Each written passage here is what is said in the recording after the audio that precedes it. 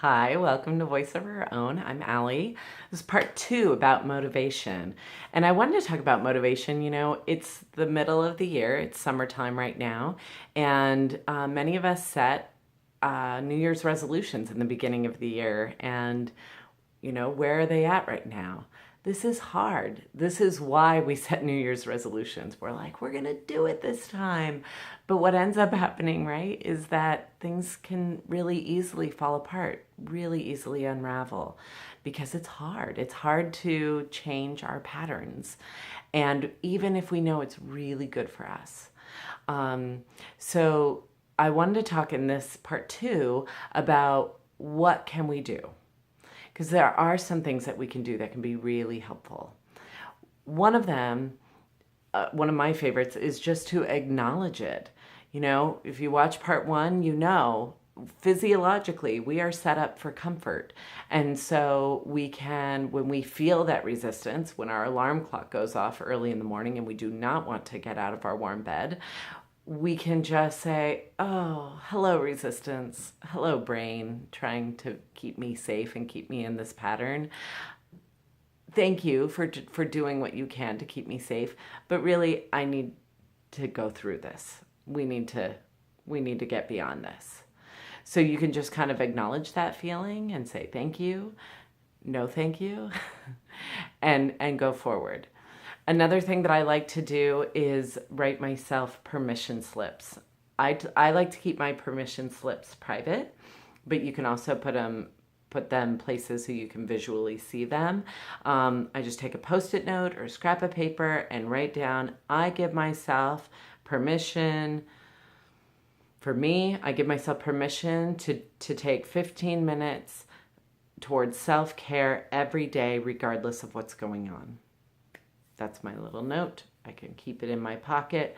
I can put it someplace. At work, I usually slide it under my keyboard and have that note there in case I ever feel like, oh, that resistance is really coming up or it's really causing some stress or anxiety for me. I can pull it out and read it and go, you're right. I give myself permission for whatever it is. You can also, those permission slips are almost like an anchor. It anchors you to your point B. It anchors you to your goal. Some people use anchors in, just like I said, little notes written around, placed around your house or around your office. Other people are in your car.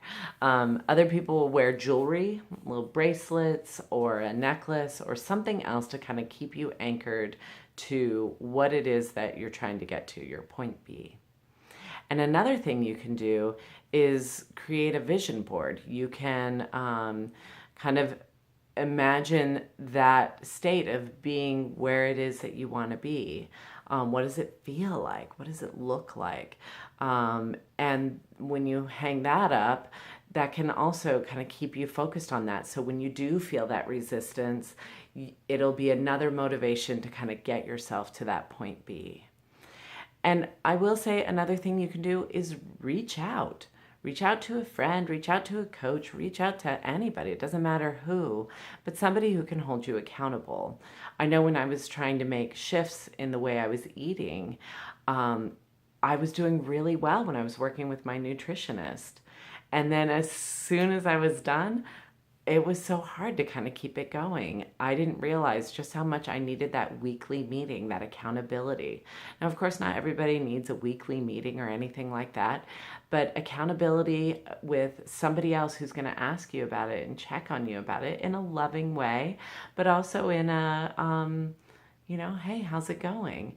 That can give us enough, for some of us, we're socially motivated, and seeing a personal trainer or seeing a nutritionist or having a coach or having just a friend, an accountability buddy, somebody to work out with, or whatever the case may be, another mom that you can text with in the middle of the night and saying, hey, did you do anything for yourself tonight?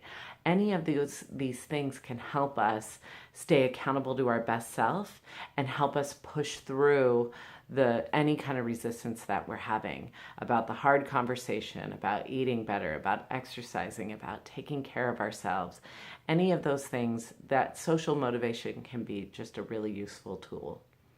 So if you have any useful tools that can help the rest of us around what you do to keep yourself motivated when you feel that resistance coming in, please share it in the comments. And thank you, and I hope you have a beautiful day.